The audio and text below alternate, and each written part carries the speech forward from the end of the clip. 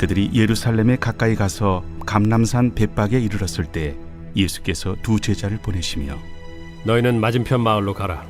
그리하면 곧 매인 나귀와 나귀 새끼가 함께 있는 것을 보리니 풀어 내게로 끌고 오라. 만일 누가 무슨 말을 하거든 주가 쓰시겠다 하라. 그리하면 즉시 보내리라. 이는 선지자를 통하여 하신 말씀을 이루려 하심이라.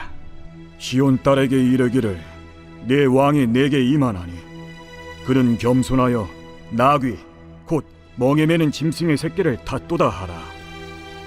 제자들이 가서 예수께서 명하신 대로 하여 나귀와 나귀 새끼를 끌고 와서 자기들의 겉옷을 그 위에 얹음에 예수께서 그 위에 타시니 무리의 대다수는 그들의 겉옷을 길에 펴고 다른 이들은 나뭇가지를 베어 길에 펴고 앞에서 가고 뒤에서 따르는 무리가 소리 높여 이르되 호산나 다윗의 자손이여 찬송하리로다. 주의 이름으로 오시는 이여 가장 높은 곳에서 호산나. 예수께서 예루살렘에 들어가시니 온 성이 소동하여 이는 누구냐? 갈릴리 나사렛에서 나온 선지자 예수라. 오늘 말씀은 겸손하신 왕이라는 제목으로 말씀을 전하겠습니다. 오늘 이제 예수님께서 예루살렘에 입성하실 때 한 번도 타보지 않는 나귀 새끼를 타고 입성하시는 내용이 오늘 본문의 이야기가 되겠습니다. 먼저 본문에서는 예수님께서 제자 두 사람을 예루살렘에 있는 건너편 마을에 벳박이라고 하는 곳에 계시다가 그곳에서 사람을 보내서 이렇게 나귀를 끌고 오라라고 말씀합니다. 그때 매어 있는 나귀를 끌고 올 때 어떤 사람이 왜 가져가느냐라고 할 때 주가 쓰시겠다라고 말씀하죠.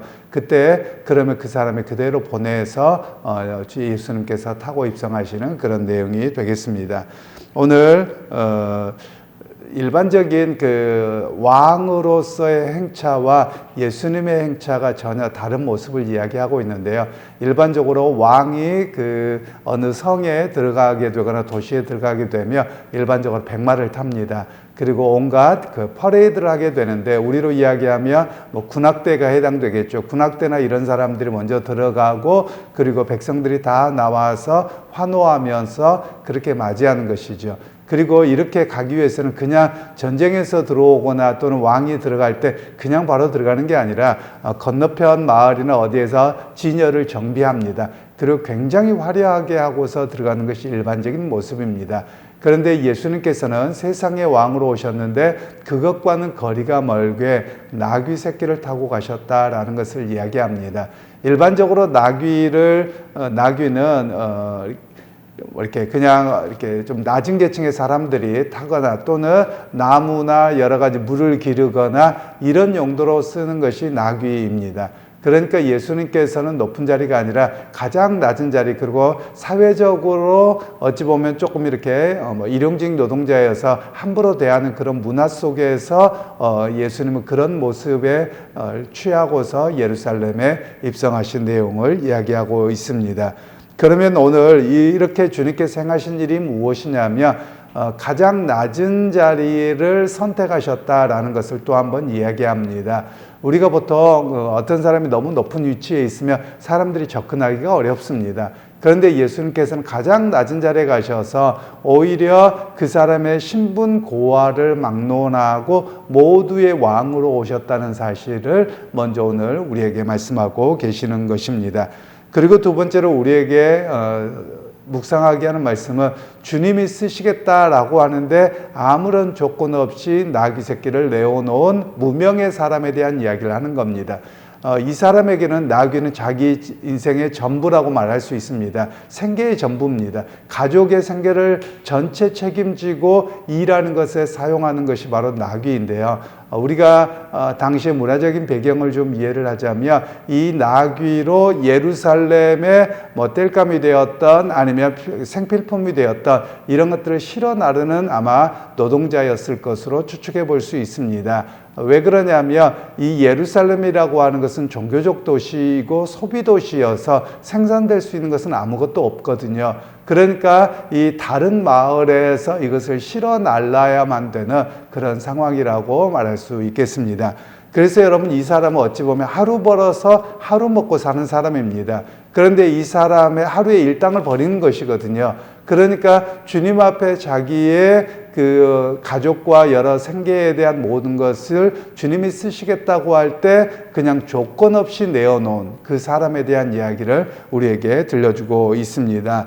그런 면에서 오늘 우리에게도 신앙생활할 때 주님께서 나나 또 내가 가지고 있는 탤런트를 쓰시겠다고 할 때 내놓을 수 있겠느냐라는 겁니다. 즉 우선순위를 어디에다 둘 것이냐라는 겁니다. 즉 우리는 내가 뭘 하고 나서 조금 남으면 주님 섬길게요. 심지어 교회를 봉사하는 일, 또 주일을 위해서 전도하는 일, 모든 일도 내 스케줄 다 보고서 남으면 할게요. 이렇게 하는 것은 우리가 과연 오늘 이 무명의 헌신자와 우리의 신앙을 비교할 필요가 있다라는 겁니다. 물론 세상의 삶을 직업이나 뭘 다 버려두고 교회 와서 살아라 이런 이야기를 하는 건 아닙니다.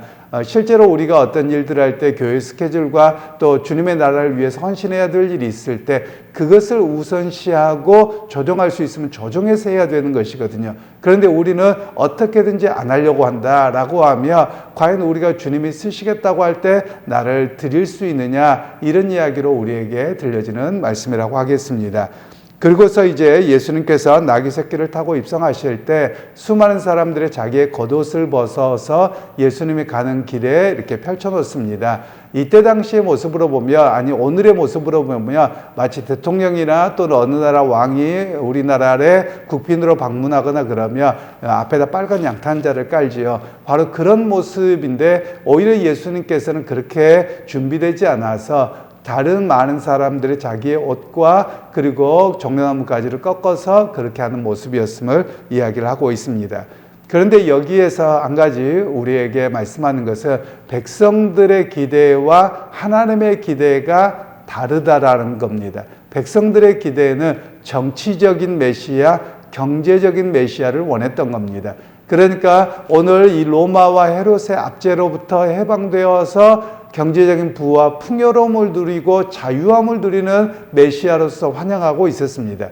그런데 예수님의 오심은 그런 메시아로 오시는 것이 아니라 사람들의 죄를 씻어주기 위해서, 죄를 용서하기 위해서 오신 메시아다라는 것을 우리에게 말씀합니다.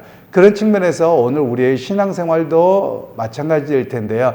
물론 예수 믿고 복을 받기도 하고 예수 믿고 질병이 치유되기도 하고 예수 믿고 문제가 해결되기도 합니다.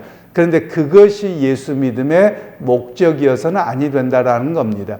예수님이 이 땅에 오셔서 가장 크게 하신 사역이 우리의 문제를 해결해 주기 위해 오신 분이 아니라 진짜 문제 중에 문제긴 합니다만 죄의 문제를 해결해 주시기 위해 오신 분이다라는 것입니다.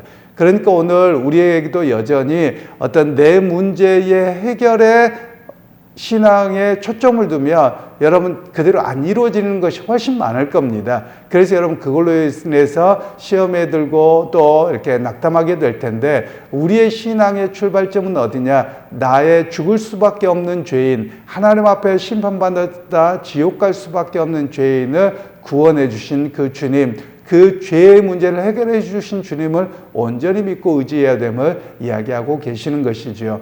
그러게 여러분 우리가 신앙생활에서 여러 가지를 이야기하겠습니다만 그 중에 가장 중요한 것은 예수님이 누구신가, 하나님이 누구신가를 알아가는 것입니다. 바로 그것은 또한 내 모습을 알아가는 것이기도 합니다. 하나님을 알아가면 내가 얼마나 큰 죄인이고 하나님을 알아가고 주님을 알아가며 죽을 수밖에 없는 죄를 용서하신 그 은혜가 얼마나 큰 것인가를 고백할 수 있게 되어지는 것이지요. 그러게 여러분 오늘 주님께서 이 땅에 오신 이유는 여러분 내 문제를 해결하기 위해 오신 분이 아닙니다.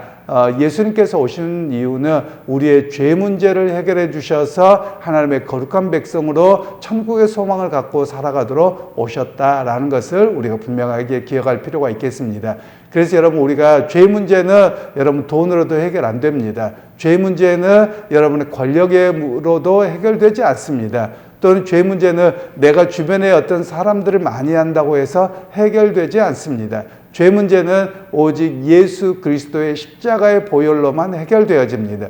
그래서 여러분 이 은혜를 생각하며 여러분 어떤 것으로도 갚을 수 없고 어떤 것으로도 해결할 수 없기에 오늘 또 그 은혜에 감사하면서 믿음 생활을 해야 될 필요가 있겠습니다. 그리고 여러분 우리가 기억하실 것은 주님이 쓰시겠다고 할 때 우리가 먼저 내어놓을 수 있는 주님 나를 사용해 주시고 또 필요를 따라서 주님 내게 은혜를 베푸시고 역사하여 주옵소서 이런 고백이 있는 그런 오늘 하루의 삶이 되시기를 주님의 이름으로 축원합니다.